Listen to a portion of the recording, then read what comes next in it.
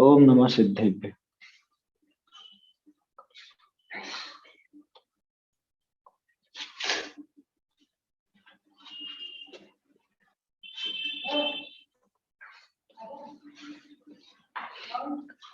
नमो देव अरहंत सिद्ध आचार्य उवझाय, साधन को नित प्रति जजूं ये मम हो सहाय। जिन वाणी माता नमो मन धर हर्ष अपार, ता प्रसाद शिव सुख लहूं पाऊं निज पद सार। जिन प्रतिमा यथावत स्वरूप ग्रंथ है, विद्वान श्री छीतर जी काला द्वारा विरचित है और शुद्ध आमनाय का या साफ शब्दों में कहें तो दृढ़ श्रद्धान का पोषक ये महान ग्रंथ है। इसका अपन ने कल मंगलाचरण भी देखा था, इसका परिचय भी अपन ने प्राप्त किया और कुछ छंद भी अपने हो गए थे। कल जो बात आई, एक तो बनारसी दास जी का जो प्रसिद्ध छंद था, जिन प्रतिमा जिन सारसी, तो ये बहुत अपने को याद रखने लायक छंद है। ये तो सभी लोगों के दिमाग में छाया रहे। जिन प्रतिमा जिन सार की कही जिनागम माही, रंच मात्र दूषण लगे पूजनीक सो नाही। ऐसा ये छंद तो हमेशा ध्यान में रहना चाहिए। और ये भी बात आई थी कि जो अन्य मती हैं, अथवा समझ लीजिए जैन ही हैं लेकिन अन्य मत जैसा काम हो गया, तो वो जिनेंद्र भगवान की प्रतिमा को भी दोषपूर्ण कर देते हैं। वो बिल्कुल उचित नहीं है। अपने ही कुछ भाई है ना, तो श्वेतांबर मत के अथवा बीच में रक्तांबरी भी हुए और भी समझ लीजिए मत चले, भट्टारक आदि। रक्तांबरी माना भट्टारक। तो बीच में ये फूल केसर और बहुत सी चीजें इस तरह की चल पड़ी जिससे शुद्ध आमनाय का भी खंडन होता था, जिसमें हिंसक द्रव्यों का प्रयोग हुआ, हिंसा का पोषण हुआ, राग द्वेष का पोषण हुआ। फलस्वरूप अपने भगवान की जो भगवान का जो शुद्ध स्वरूप है, भगवान की प्रतिमा जैसी होनी चाहिए वैसी नहीं रही, उसका रूप बिगड़ने लगा। ये अपन ने 11वें छंद 12वें छंद तक कल देखा था, है ना।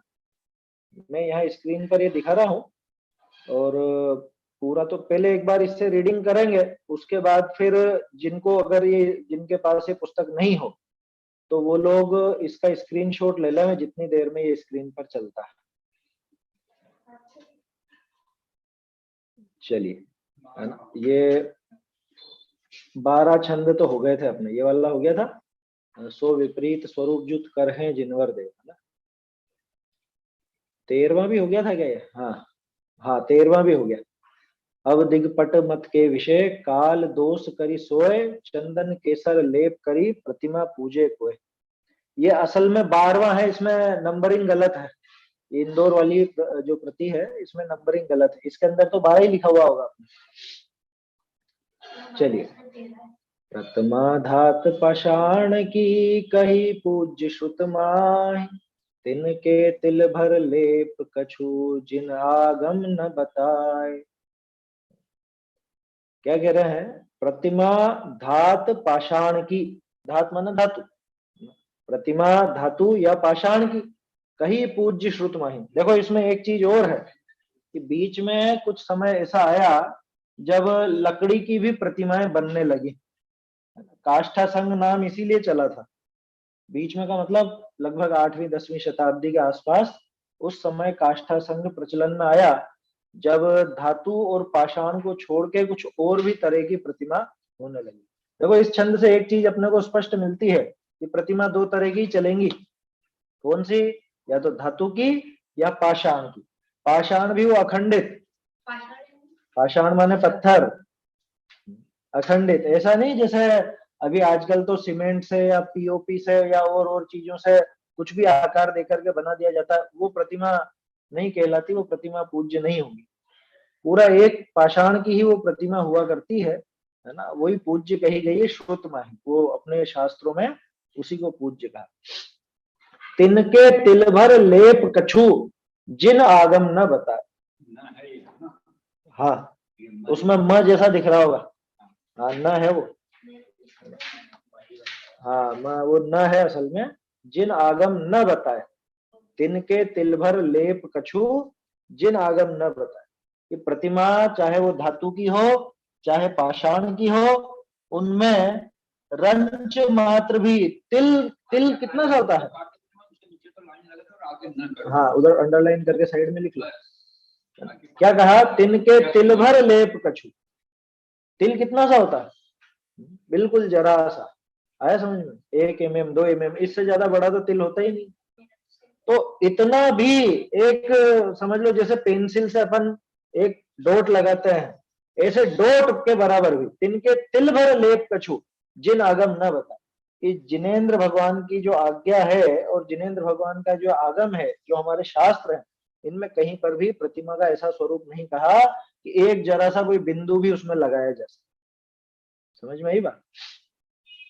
जिन आगम न बता। चलिए आगे देखते हैं।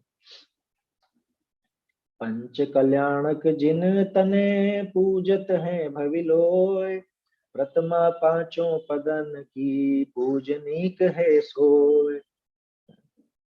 क्या कह रहे हैं, पंच कल्याणक जिन तने, यानी जिनेंद्र भगवान के पंच कल्याणक में पूजत हैं भविलोय, यानी पांचों कल्याण पूर्वक जैसे वहां भगवान विराजमान होते हैं, जिनको पूजते हैं, प्रथमा पांचों पदन की पूजनीक है सोय। पांचों पदों की कौन सी, जो पंच परमेष्ठी की प्रतिमा है, पांचों पद, वो पद लेना, पांच कल्याणक मत ले लेना।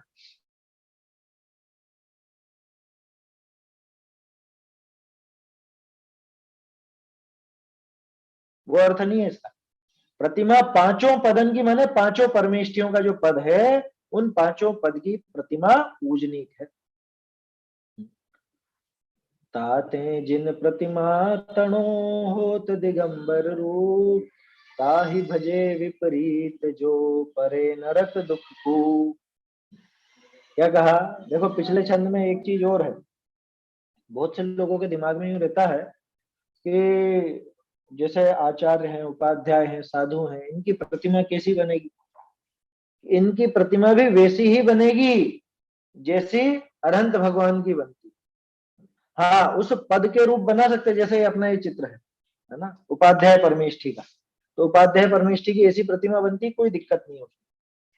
माने कुल मिला के वीतरागता वहां झलकनी चाहिए, और वीतरागता तो झलकती है इससे। मुनिराज की जो प्रतिमा है, आचार्य की जो प्रतिमा है, जैसे आचार्य कुंद कुंद की प्रतिमा बनेगी, तो प्रतिमा तो बिल्कुल वैसी ही बनेगी अगर ध्यानस्थ है तो। और कुछ कार्य करते हुए तो उपाध्याय की जैसे अपन ने ये देखी, अथवा मुनिराज की प्रतिमा कई कई जगह पे ऐसे यूं हाथ जोड़े भी एक आध जगह पे है, शायद विदिशा में देखा था इस तरह की। तो उनके हाथ में पीछे और कमंडल दोनों है, तो कोई दिक्कत नहीं है उसमें। आया समझ में। पांचों पद की जो प्रतिमाएं हैं, और अनंत और सिद्ध की तो समान ही होती है, अनंत और सिद्ध की में अंतर नहीं होता।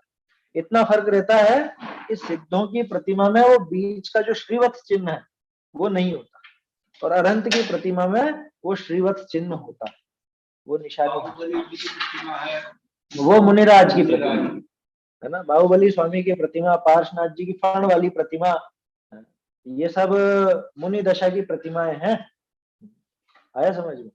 तो पांचों पदों की प्रतिमा पूज्य है, कोई दिक्कत नहीं उसमें। ताते जिन प्रतिमा तणो होत दिगंबर रूप। अब ये बताओ कि ये पांचों जो परमेष्ठी है, इनके तिलतुष मात्र भी परिग्रह साथ में होता है क्या, नहीं होता। इसलिए वो जिनेंद्र भगवान की जो प्रतिमा है उसका दिगंबर रूप होता है।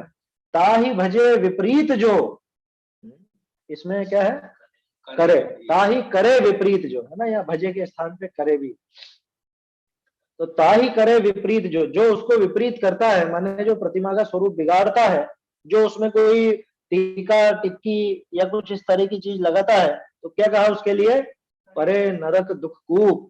कि भाई साक्षात जिनेंद्र भगवान का अवर्णवाद किया ना, तो कहाँ जाए, नरक दुख कूप।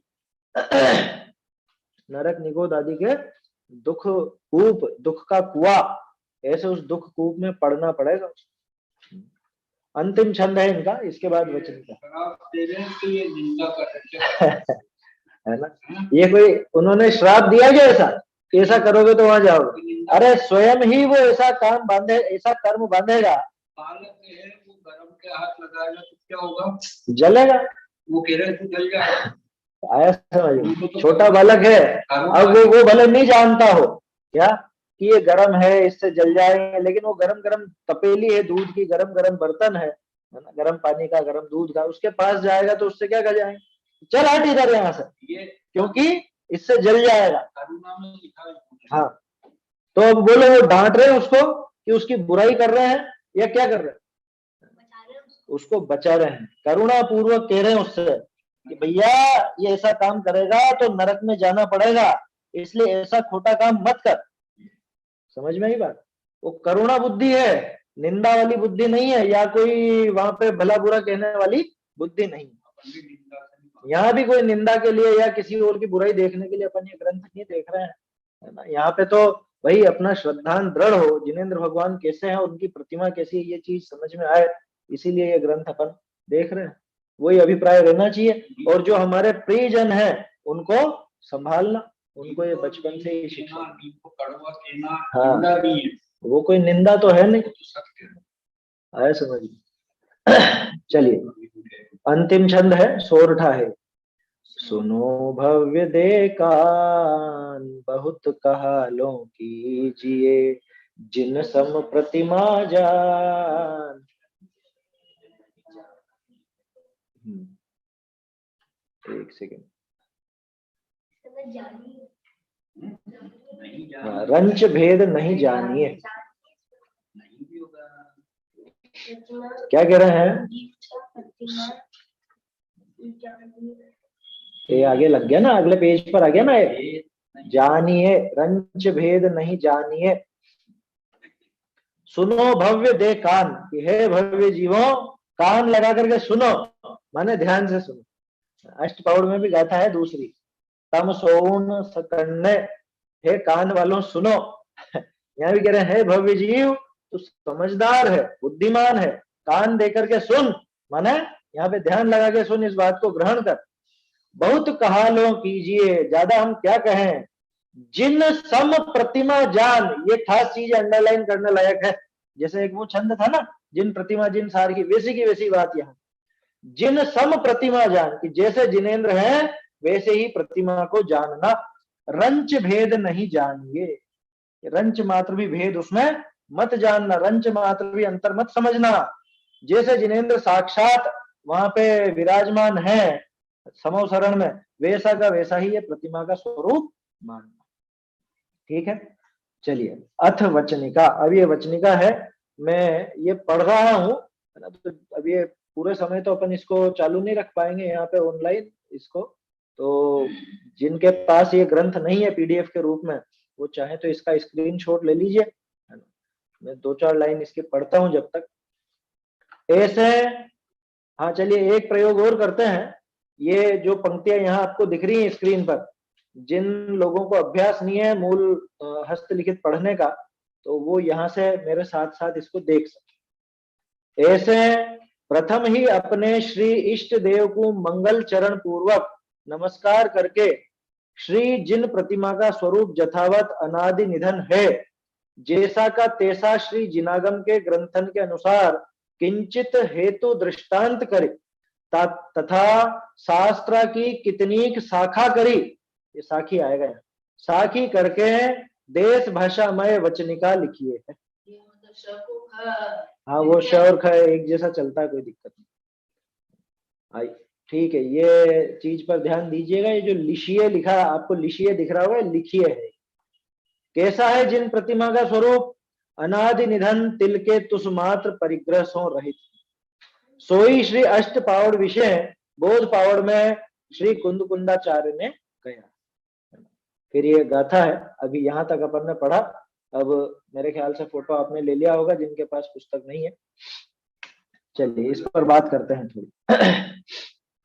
क्या कहा कि प्रथम ही अपने श्री इष्ट देव को मंगलाचरण पूर्वक नमस्कार करके, शुरू में नमस्कार कर दिया पांचों परमेष्ठी को और जिनवाणी माता को, ऐसा नमस्कार करके श्री जिन प्रतिमा का स्वरूप यथावत अनादि निधन है, उनमें कोई अंतर नहीं आता।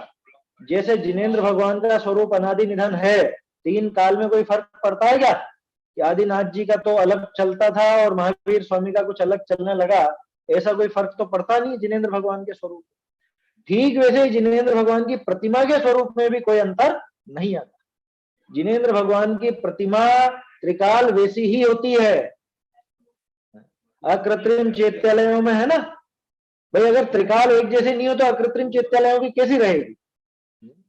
अगर मान लो चौथे काल में अलग तरह की प्रतिमाएं होती हों और अभी थोड़ी अलग तरह की होने लग जाए, तो फिर अकृत्रिम चैत्यालय की क्या व्यवस्था बनेगी? वहां कौन सी मानी जाएगी? क्योंकि वहां तो कोई बदलती भी नहीं। इसलिए लिखा कि उनका स्वरूप भी अनादि निधन वैसा ही चले। अनादि निधन है जैसा का तैसा श्री जिनागम के ग्रंथन के अनुसार किंचित हेतु दृष्टांत करी तथा शास्त्र की कितनी शाखा करी। शाखा मतलब वो उनकी साक्षी दे करके, उनके उद्धरण दे करके देश भाषामय वचनिका लिखी है। तो जैसा वो अनादि निधन प्रतिमा का स्वरूप है, वैसा हम यहाँ पर देश भाषामय, देश भाषा बोलते हैं अपनी लोकल भाषा को, आया समझ में? संस्कृत तो ऊंची भाषा थी सही, और लोग बाग जो आपस में प्रयोग में लाते थे उसको देश भाषा कहा जाता। अभी भी देश भाषा अलग अलग जगह अलग अलग चलती है, आया समझ में? जैसे राजस्थान में आप देखोगे तो हर एरिया की अलग अलग है। हमारे इधर हाड़ौती चलती है, थोड़ी मालवी भी चलती है, कभी उधर मेवाड़ी, मारवाड़ी, मेवाती, ढूंढाड़ी, ये सब भाषाएं अलग अलग प्रदेशों में चल रहा, अलग अलग हिस्सों में। ऐसे ही गुजरात में आप जाएंगे तो वहां पे कच्छी अलग मिलेगी और वो काठियावाड़ी अलग मिलेगी। मध्य प्रदेश में जाएंगे तो वहां भी अलग अलग जगह की अलग अलग, आपके ग्वालियर के आसपास अलग तरह की चलेगी, है ना, और वो बुंदेलखंड में बिल्कुल अलग तरह की चलेगी। इंदौर साइड थोड़ी मालवी चलेगी, नीचे उतर जाओ तो निमाड़ी चलेगी। ऐसे अलग अलग जगह वो चलती है, उसको बोलते हैं देश भाषा। और देश भाषा मय वचनिका लिखते हैं ये यहाँ पर। तोडरमल जी ने भी देश भाषा का ही प्रयोग किया, और जयचंद जी छाबड़ा हुए या और जो भी अपने टीकाकार हुए हैं, उन सब ने देश भाषा का प्रयोग किया टीकाओं। संस्कृत, प्राकृत, अपभ्रंश को छोड़ दो तो बाकी जो अपनी लोकल भाषा होती है उसको देश भाषा कहा है। उसका कारण भी है क्योंकि ज्यादातर लोग समझते नहीं है ना, अधिकांश लोगों को संस्कृत प्राकृत तो समझ में आती नहीं है, अपनी लोकल भाषा समझ में आती है, तो वो लोकल भाषा का प्रयोग करके उनको वहां समझाते हैं। चलिए, कैसाक है जिन प्रतिमा का स्वरूप अनादि निधन तिल के तुष मात्र परिग्रह सो रहित है। क्या किसी ने बना नहीं दिया ये स्वरूप उनका? अनादि निधन, अनादि निधन तिल के तुष मात्र भी परिग्रह से रहित। तिल तुष देखा ना ये बनना है, एक वो मार्कर से या पेंसिल से आप डॉट लगाओ, उतना मात्र भी परिग्रह नहीं होता। किसने बनाया ये स्वरूप? कुंदकुंदाचार्य। अरे अनादि निधन यही स्वरूप है। भरत जी ने जो प्रतिमाएं विराजमान की थी, कितने 72 जिनालय बनाए थे ना, कितना आता है भरत जी का? 72 जिनालय उन्होंने बनाए। तो उन्होंने जो प्रतिमाएं वहां विराजमान की वो कैसी थी? क्या उनमें कोई कुछ टिपकी या कुछ इस तरह का था? क्या उनकी मुद्रा कुछ अलग ढंग की थी? किन जिनालय में? हाँ हाँ, उसमें कोई दिक्कत नहीं है, पांचों पद की बताई ना यहाँ। मान स्तंभ में भी अरहंत की रहेगी, क्या समस्या है? वो तो अपन लोग लगाते हैं, या वहां की कह रहे हैं समोसरण के मान स्तंभ, वहां पे चिन्ह नहीं होता। समोसरण में जो मान स्तंभ होता है उनमें चिन्ह नहीं होता, वो तो साक्षात अरहंत की अथवा सिद्ध की जो भी है ना, उसका लिखा हुआ, उसमें नहीं पढ़ना है। वो तो अपन देख चुके हैं कि भाई पांचों पद की प्रतिमा पूज्य है। खास चीज ये है कि उन प्रतिमाओं का स्वरूप कब निर्धारित किया गया? कि निर्धारित नहीं किया गया, ये तो अनादि निधन है। क्यों? क्योंकि अनादि काल से जो अरहंत होते आए हैं, सिद्ध होते आए हैं, उनका जो स्वरूप है वो का वही स्वरूप अपनी प्रतिमाओं का रहा, उनकी प्रतिमाओं का रहा। समझ में ही बात? तो जिन प्रतिमा का स्वरूप अनादि निधन तिल के तुष मात्र परिग्रह सो रहित, तिल तुष मात्र भी परिग्रह उनके नहीं होता, है ना। तिल तुष, तिल तुष का क्या मतलब? तिल्ली का छिलका, तिल्ली नहीं, तिल्ली का छिलका कितना पतला होता है? तिल्ली का छिलका कितना पतला, एक तो पतलापन से देखना, दूसरा उसका मोल क्या, उसका कोई मोल नहीं, छिलका है वो तो, है ना, छिलका है, कोई मोल नहीं उसका, यानी मूल्य नहीं है ना। तिल का तुष मात्र भी, उस छिलके के बराबर भी न तो वो लंबाई चौड़ाई में छिलके के बराबर होगा और ना मूल्य में वो छिलके के बराबर। अब सोचो, भजन में भी तो था, ऐसे साधु सुगुरु कम मिले हैं, तिल तुष मात्र संग नहीं जिनके ज्ञान ध्यान गुण बने।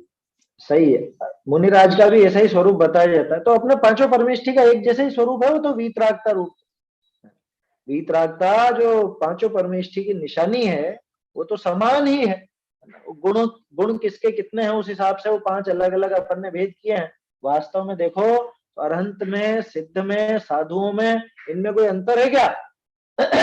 इनकी मुद्रा में और इनकी वीतरागता में कोई अंतर नहीं, इसलिए इनकी प्रतिमाओं में भी फर्क नहीं होता, मतलब परिग्रह की दृष्टि से, है ना। तिल के तुष मात्र भी परिग्रह से रहित है, सोई अष्ट पाहुड़ विषय बोध पाहुड़ में, ये पावड़ लिखा ना, पावड़ के स्थान पे पाहुड़ पढ़ना, ये पुरानी भाषा में ऐसे शब्द बदल जाते हैं, तो पाहुड़ को पावड़ भी लिख देंगे, बोध पाहुड़ की जगह वेद पाहुड़ भी लिखा मिल जाएगा आपको कहीं पे, तो उससे कंफ्यूज मत होना। कई बार क्या है, ये जो हस्तलिखित प्रति करने वाले होते थे, जो लिपिकार होते थे, अगर समझदार है तब तो वो एज इट इज कर देगा, लेकिन अगर ठीक है ऐसे ही नया नया हो, चलता हुआ हो, तो वो कुछ का कुछ भी लिख देता है, मतलब शब्दों में गलती हो जाती। अब पाहुड़ है लेकिन बोलने में अष्ट पावड़, जल्दी जल्दी बोले तो अष्ट पावड़ लिख दिया थे, ऐसा। अपनी प्रति में तो पाहुड़ ही लिखा, इंदौर वाली में पावड़ लिखा था। सोई अष्ट पावड़ विषय बोध पावड़ में श्री कुंद कुंदाचार्य ने कहा। अष्ट पावड़ तो सही लिखा है, इसमें हाँ, वो कोई दिक्कत नहीं, अरे समझ लो, श्री कुंद कुंदाचार्य ने ऐसा कहा। ये 10वीं और 11वीं गाथा है, और ये एज इट इज जो जयचंद छाबड़ा की टीका है वो बिल्कुल वो की वही यहाँ इस गाथा में उतारी। उक्तम च गाथा, सपराजंगम देहा दंसण नाणेन शुद्ध चरणाणम निगंथ वीराया जिणमग्गे एरिसा पड़मा। क्या कह रहे हैं? जिणमग्गे एरिसा पड़िमा, कि जिन मार्ग में ऐसी प्रतिमा होती है, कितनी सीधी है, जिन मार्ग में तो ऐसी ही प्रतिमा होती है। कैसी प्रतिमा होती है?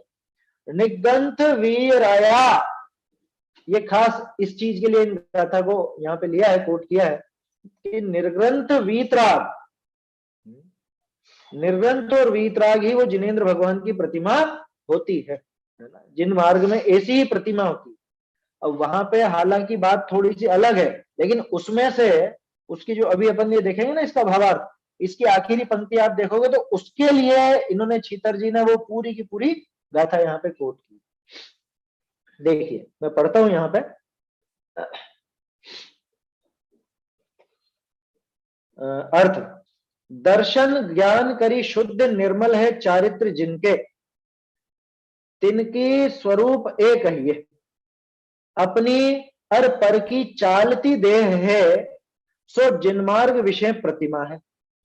अथवा स्व पर कहिए आत्मा ते पर, है ना, स्व पर कहिए आत्मा ते पर कहिए भिन्न, ऐसी देह है सो कैसी कि निर्ग्रंथ स्वरूप है, जाके कछु परिग्रह का लेस नहीं, ऐसी दिगंबर मुद्रा बहुरी कैसी है वीतराग स्वरूप, जाके काहू वस्तु सो राग द्वेष मोह नहीं, जिन मार्ग विषय ऐसी प्रतिमा कही है। पहले थोड़ा सा अर्थ समझते हैं। असल में बोध पाहुड़ में, अगर अपन पढ़ेंगे इसे आगे क्रम में आएगा, बोध पाहुड़ में अलग अलग चीजों से बताया कि यही वास्तव में मुनिपना है, यही वास्तव में मुनिपना है, यही प्रतिमा है, यही मुनिपना है, ऐसा। तो अब यहाँ पे मूल में गाथा तो इस तरह की थी है कि दर्शन ज्ञान से जो शुद्ध निर्मल है चारित्र जिनका, क्या लिखा ना यार, दंसन नाणेन शुद्ध चरणानम सपरा जंगम देहा, स्व और पर उनकी जो जंगम देह है, जंगम किसको बोलते हैं? जो चलते हैं, चलती फिरती को जंगम कहा जाता है ना। कभी आपने ऐसे शब्द सुने हो, स्थावर और जंगम? 10 जीवों का नाम जंगम भी आता है, बहुत सी जगह पे जंगम शब्द मिलेगा आपको त्रस के लिए। हाँ, जो बड़े और मोटे से मतलब नहीं, चलने वाले। स्थावर जो एक जगह स्थित हो, और जंगम जो चलायमान को जंगम कहा जाता है। सपरा जंगम देहा मतलब जंगम शब्द का प्रयोग आज भी किया जाता है, और ये प्राकृत में अपने कुंदकुंदाचार्य ने इसका प्रयोग किया है, आप देख सकते हैं। स्व और पर की जो जंगम देह, अब स्व और पर में मुख्य रूप से किसको लिया? यहाँ पे आचार्य और उनके शिष्य, ऐसी बात। अथवा स्व से पर, स्व माने आत्मा, आत्मा से पर जो भिन्न है, आत्मा से बिल्कुल भिन्न, ऐसी जो ये चलती फिरती देह, लेकिन किसके साथ? दंसन नाणेन शुद्ध चरणा, शुद्ध दर्शन और ज्ञान से जो पवित्र है, ऐसे चरित्र सहित वो जिन मार्ग में प्रतिमा कहलाती। लिखा ना, स्व पर कहिए आत्मा ते पर कहिए भिन्न, है ना, पर माने भिन्न। ऐसी देह है सो केसी निर्ग्रंथ स्वरूप है कि जाके कछु परिग्रह का लेस, ऐसे निर्ग्रंथ था कि जिसमें परिग्रह का रंच मात्र भी लेश नहीं, उस शरीर में भी कोई लेश नहीं लगा। ऐसी दिगंबर मुद्रा, ठीक है, ये दिगंबर मुद्रा होती किनकी? मुनिराज। बहुरी कैसी है कि वीतराग स्वरूप, उनका जो ये पूरा आकार है मुनिराज का, उसमें रंच मात्र भी दोष नहीं, रंच मात्र भी कोई परिग्रह नहीं। ये किसकी निशानी है? कि ये वीतरागता की निशानी। अरे आप कल्पना करो, कोई परिग्रह साथ में रख करके वीतरागी कैसे हो सकता? कोई परिग्रह का कोई लेश भी उसके लगा हुआ हो तो वो वीतरागी कैसे हो सकता है? वीतरागता की निशानी ही यह है। माने वीतरागता बोलो चाहे अपरिग्रह पना बोलो, बिल्कुल एक बात। समझ में आ रही बात? ये इतना क्यों घोट रहे अपन इस बात को? ये इसलिए घोट रहे हैं कि रंच मात्र भी अगर परिग्रह की कोई निशानी है तो माने वहां वीतरागता नहीं है। समझ में आ रही बात? आगे जाके इसी चीज को प्रतिमा पर लगाएंगे। अभी मुनि पन्ने पर लगाया अपन कि मुनिराज की वो जंगम प्रतिमा, ठीक है ना। ऐसी दिगंबर मुद्रा बहुरी कैसी है कि वीतराग स्वरूप, जाके काहू वस्तु सो राग द्वेष मोह नहीं, जिसका किसी भी वस्तु से न राग है, न द्वेष है, न किसी प्रकार का मोह, ठीक है। वीतरागता और ये नग्न दिगंबर पना ये बिल्कुल एक चलता।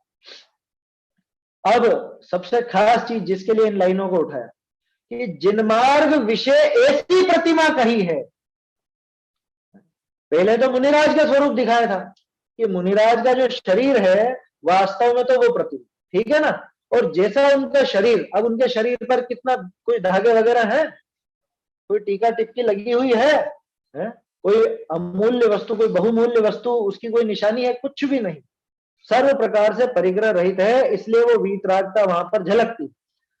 और जिन मार्ग में उनकी प्रतिमा भी ऐसी ही बनती है, ये इस गाथा में, मूल गाथा में ही है, भावार्थ में लिख दिया वैसा नहीं। गाथा में देखिए आप फिर से क्या लिखा, जिन मग्गे एरिसा पड़िमा, कि जिन मार्ग में ऐसी ही प्रतिमा होती है। अब इसका क्या अर्थ निकाले? इसका अर्थ ऐसा निकाले कि कुछ कुछ लगा दिया जाए तो भी चल जाएगी, है?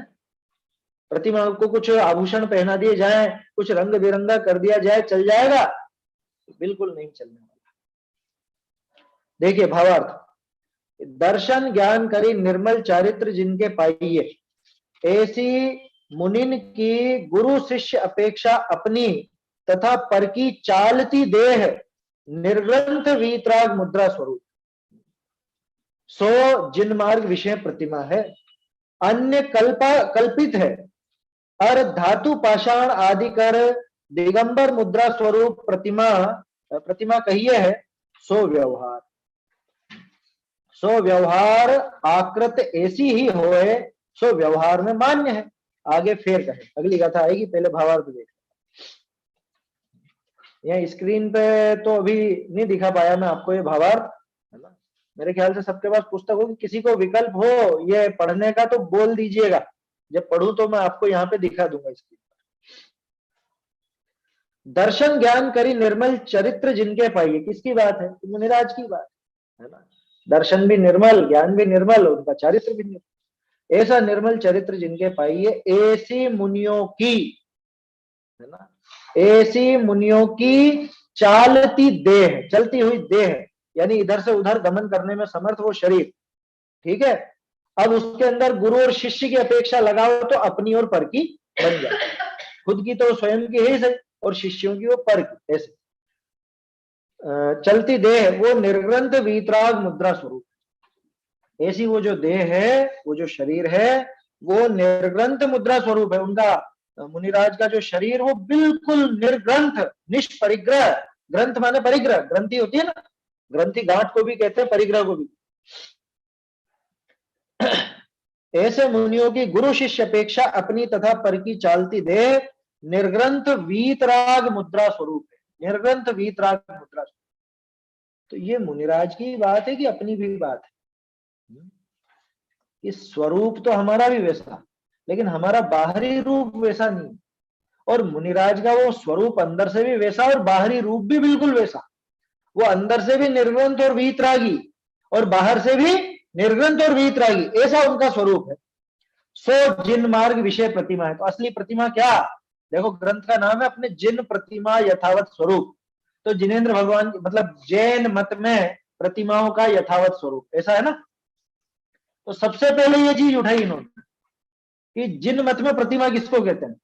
तो पहला नाम वो अपनी जो पाषाण की प्रतिमा या धातु की होती है उसका नहीं, सबसे पहली प्रतिमा कौन सी दिखाई कि साक्षात जो मुनि वेश है, मुनि व्रत धारण जिन्होंने कर रखा है, उनकी जो उनका शरीर है, उनकी देह है, वो देह ही वास्तव में प्रतिमा है। उसका नाम है जंगम प्रतिमा।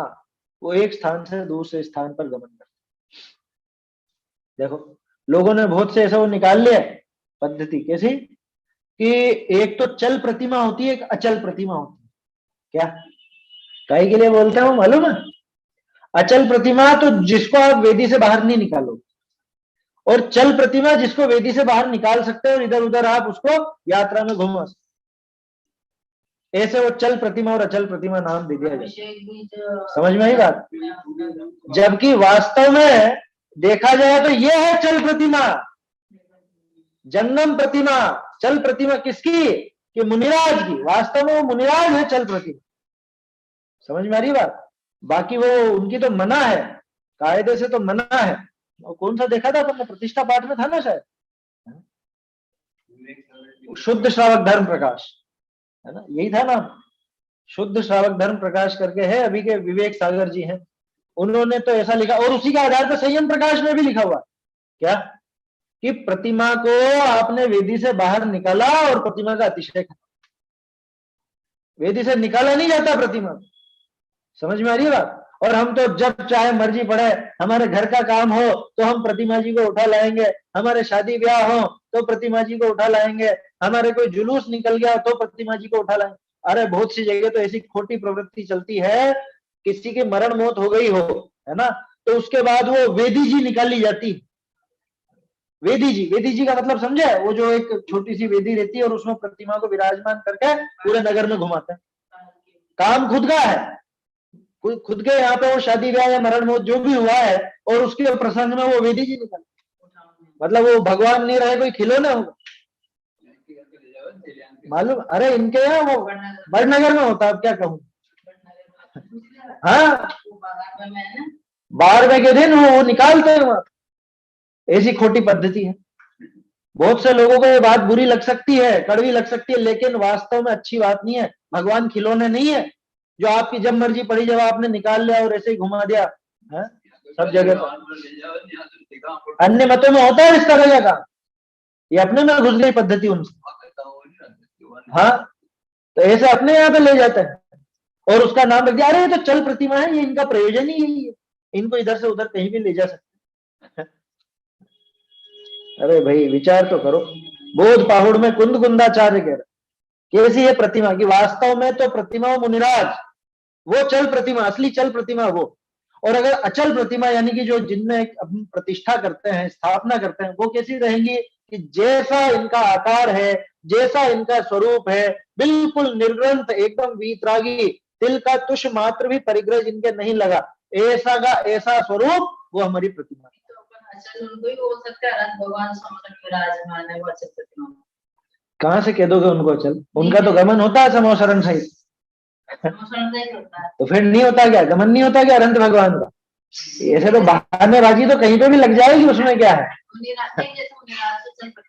मुनिराज को ही कहा है, बोध पाहुर पूरा का पूरा मुनि दशा के ऊपर समर्पित है ना? पूरी 62 गाथा है कि यही प्रतिमा है, यही चैत्य है, यही चैत्यालय है, ये सब चीजें नाम आएगा वहां, पढ़ेंगे अपन, बोध पाहुर आएगा, समझ में आई बात? इसलिए ऐसे तर्क खड़े नहीं करना, कुतर्क है। यहाँ सीधी सीधी बात है, आचार्य देव जो दिखाना चाह रहे हैं उसको समझो, आचार्य जो बता रहे हैं उसको समझो, अपन कोई मन से तो अर्थ ले नहीं रहे। कुंद कुंदाचार्य ने स्पष्ट लिखा है कि ये जंगम प्रतिमा, कौन? ये वो मुनिराज की जो चलती फिरती देह है, वो जंगम प्रतिमा, और उन्हीं के साथ, उन्हीं की बिल्कुल सदृशता रखते हुए उन्हीं जैसी वो स्थावर प्रतिमा भी होती है। जिनेंद्र भगवान की प्रतिमा बिल्कुल वैसी। क्या हुआ? असली में कोई ऐसे चल प्रतिमा होती नहीं है, मतलब निकाला नहीं जा सकता। ये तो अब ऐसी पद्धति बना ली लोगों ने क्या, और ऐसी शिक्षा भी दे दी गई कि हाँ हाँ इनको तो आप निकाल सकते हो और इनको नहीं निकाल सकते हो। निकालने पे तो सारी निकल जाएंगी, उसमें क्या बड़ी बात? समझ में आ रही है बात? अपने को उन बातों पर ध्यान देना चाहिए। वास्तव में जिनकी स्थापना कर दी गई है, जो विराजित हैं, वो आप कैसे बार बार निकाल लोगे? कैसे आप निकाल करके और इधर उधर घुमा लो? अंकुर भाई, वो उसमें प्रतिष्ठा पाठ में भी आता है ऐसा क्या, कि वहां विराजित प्रतिमा को हिलाया नहीं जाता। एक बार जो विराजमान हो गई प्रतिमा, स्थापित हो गई, उसके बाद उनका स्थान नहीं बदला जाता। ऐसा है, मैं भूल रहा हूँ किस जगह पढ़ा था, लेकिन किसी प्रतिष्ठा पाठ में था, शायद जैसे नाचार्य वाले में था या किसी। बाकी ये तो जो बात मैंने आपको कही कि वो अतिशय नष्ट हो जाता है, चाहे देख लेना आप संयम प्रकाश जी में या शुद्ध श्रावक धर्म प्रकाश विवेक सागर जी का उस, ये हमने हमारी आंखों से पढ़ा है और लोगों को बताया है। देखिए देखो, कठोर लग सकती है बात, लेकिन गंभीरता से विचार जरूर करो। ये नहीं कह रहे कहां की बात आ गई है, ये लिखा है 150 साल पहले, 153 वर्ष हो गए इस ग्रंथ, मालूम है आप? और शुद्ध धाम नाय के मंदिरों में सब जगह रखा मिलेगा आपको लगभग। देखिए क्या कह रहे हैं, चालती देह निर्ग्रंथ वीतराग मुद्रा स्वरूप है, सो जिन मार्ग विषय प्रतिमा है। यह है जिन मार्ग में प्रतिमा, इनको कहा जाता है प्रतिमा। अन्य कल्पित है कि बाकी जैसी भी प्रतिमा बनाई जाती है वो सब कल्पित, अथवा कोई प्रतिमा सही बना करके उसका रूप बिगाड़े वो भी कल्पित। और धातु पाषाण आदि कर दिगंबर मुद्रा स्वरूप प्रतिमा कहिए है, सो व्यवहार है। निश्चय से प्रतिमा तो मुनिराज, और व्यवहार से प्रतिमा ये जो हमने भगवान स्थापित किए हैं, विराजमान किए हैं, वो व्यवहार। अब ये बताओ, व्यवहार आकृति बदल जाएगी क्या? निश्चय। सो व्यवहार आकृति ऐसी ही हो, सो व्यवहार में मान्य है क्या? वो व्यवहार से जो आकृति, व्यवहार प्रतिमा जो है, वो अगर बिल्कुल निश्चय प्रतिमा जैसी हो तो वो व्यवहार में मान्य है। आया समझ में? अगर उसमें कुछ अंतर आ गया तो फिर वो मान्य नहीं। यही अर्थ निकला ना। अरे ये बताओ, मुनिराज किसको कहते? भावलिंग जहां होता है वहीं पर द्रव्यलिंग कहलाता है ना सच्चा। जहां असली भावलिंग है वहीं पर असली द्रव्यलिंग कहलाए। ठीक वैसे ही जहां ये असली प्रतिमा है, जैसी निश्चय प्रतिमा है, वैसा का वैसा ही स्वरूप अगर व्यवहार प्रतिमा में नजर आए तो वो व्यवहार प्रतिमा मान्य है, वो धातु और पाषाण की प्रतिमा मान्य है। और अगर स्वरूप में भेद आ रहा, रंच मात्र भी भेद आए तो वो मान्य नहीं। रंच मात्र दूषण लगे पूजनीक सो नाहि, ये याद रखिएगा। आया समझ में? जिन प्रतिमा जिन सारसी कही जिनागम माही, रंच मात्र दूषण लगे पूजनीक सो। आगे फिर कहे, ये 11वीं गाथा बोध पाहुड़ की। जमचरदि शुद्ध चरणम जान इच्छै शुद्ध सम्मतम, साहोई वंदनीया निगंथा संगहा पड़िमा। क्या कह रहे हैं? जम चरदि शुद्ध चरणम, कि जो शुद्ध आचरण का चरण करते। क्या मतलब? शुद्ध चारित्र का जिनके आचरण है, जम चरदि शुद्ध चरण, जाणई पिच्छई, ये पिच्छई है, इसमें इच्छई लिख रहा होगा, है ना, पिच्छई है, पिच्छई, जाणई पिच्छई शुद्ध सम्मतम, जाणई मतलब जानते हैं, पिच्छई मतलब प्रेक्षते हैं, माने देखते हैं, जानते हैं देखते हैं, किसको, शुद्ध सम्मतम। यहाँ देखने का अर्थ दर्शनोपयोग से नहीं लेना, यहाँ किससे लेना, श्रद्धांश, आया समझ में, क्योंकि सम्यक दर्शन ज्ञान चारित्र की बात है ना। जम चरदि शुद्ध चरणम, जो शुद्ध चरण का माने शुद्ध चारित्र का आचरण करते हैं, जानते हैं यानी सम्यक ज्ञान करते हैं, पिच्छई माने देखते हैं यानी सम्यक दर्शन करते हैं, शुद्ध सम्मतम शुद्ध सम्यक, सा होई वंदनीया, ऐसी प्रतिमा, ये आगे लिखा है ना, निगंथा संघा पड़िमा, ऐसी जो प्रतिमा है निर्ग्रंथ की, ऐसी निर्ग्रंथ की प्रतिमा वो वंदनीय होती है। ऐसी जिनेंद्र भगवान की प्रतिमा जो कि साक्षात मुनिराज में भी वही झलकता है काम, वही काम मुनिराज में झलकता है, ऐसी प्रतिमा वंदनीय। दूसरा व्यवहार से बिल्कुल अब जैसे मुनिराज हैं वैसा का वैसा ही अगर यहाँ पे आपने उतार दिया इस पत्थर में अथवा इस धातु में, तो बिल्कुल वो प्रतिमा बने, उन्हीं के जैसे रूप की प्रतिमा बने, और वैसे ही निर्ग्रंथता, दिगंबरपना, वीतरागता वो उसमें झलके, तो वो पूज्य। ये क्यों लिखी ये बातें, ये जम चरदि शुद्ध चरणम, इसमें प्रतिमा का क्या लेना देना, कि भाई सम्यक दर्शन, सम्यक ज्ञान, सम्यक चारित्र जैसे मुनिराज की देह से झलकते हैं, ऐसे ये प्रतिमा से झलकते हैं। समझ में आ रही बात?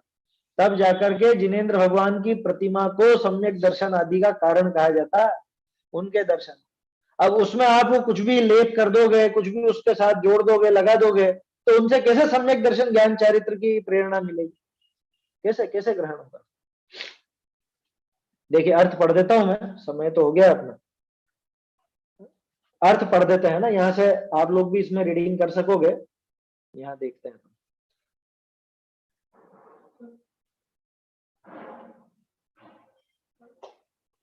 एक सेकेंड, हाँ ये नीचे ही नीचे देखिए अर्थ, जो शुद्ध चरित्र को आचरे है, बहुरी सम्यक ज्ञान करी यथार्थ वस्तु को जाने है, बहुरी सम्यक दर्शन करी अपने स्वरूप को देखे है, ऐसे शुद्ध सम्यक तो जाके पाइए है, ऐसी निर्ग्रंथ संयम स्वरूप प्रतिमा है, सो वंदवे योग्य है।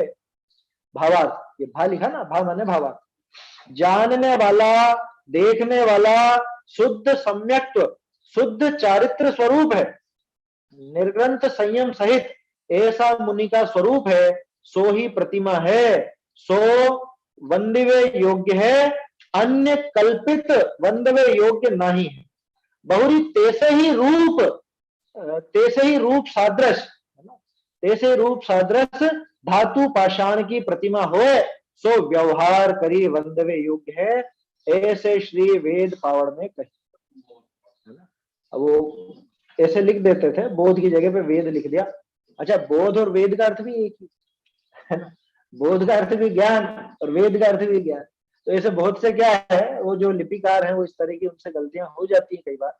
ये अपने को जो मिली है मूल प्रति नहीं है, जैसे अपन हस्तलिखित प्रति टोडरमल जी की देख रहे थे ना, वो तो उनके ही हाथ की, ये ओरिजिनल छीतर जी की नहीं है, है ना। अब ये तो जिसने भी करी हो, अलग अलग व्यक्तियों के द्वारा लिखी हुई। तो ये गाथा का अर्थ अभी अपन ने पढ़ा है, अर्थ और भावार्थ, इसकी चर्चा तो अपन कल करेंगे, अभी तो समय हो गया है अपना। ये आपको पढ़ने में सहायता हो इसलिए ये आपको दिखाई यहाँ पे। जिनके पास ये पीडीएफ उपलब्ध हो वो अगर प्रिंट निकाल लेवे तो आपको पढ़ने में सहूलियत रहेगी, और नहीं तो एक मोबाइल और साथ में लेकर के बैठे जिसमें आपको पीडीएफ भी दिखती जाए, ताकि यहाँ से जब रीडिंग करेंगे तो आप उसमें मिलान कर सकेंगे, देख सकेंगे, ठीक है ना। तो और भी किसी को अगर चाहिए हो तो व्यक्तिगत संपर्क कर सकते हैं, बता सकते हैं, उनको पीडीएफ भेज देंगे ताकि समझ में आएगा। अभी शुरुआत में आपको विषय अटपटा लग रहा होगा, बाद में बहुत आनंद आएगा, प्रश्नोत्तर के माध्यम से चर्चा चलेगी। अभी तो बात उठाई है उन्होंने, अभी तो सिर्फ वो प्रतिमा, असली प्रतिमा कैसी और व्यवहार प्रतिमा कैसी, ये बात की है बोध पाहुड़ के आधार से। आगे प्रश्नोत्तर चलेंगे, बहुत उसमें आनंद आएगा, चर्चा चलेगी काफी अच्छी। चलिए निज निधि निज में बताई, यह अनंत उपकार है। इसके लिए जिन वाणी माँ को वंदना शत बार है, वंदना शत बार।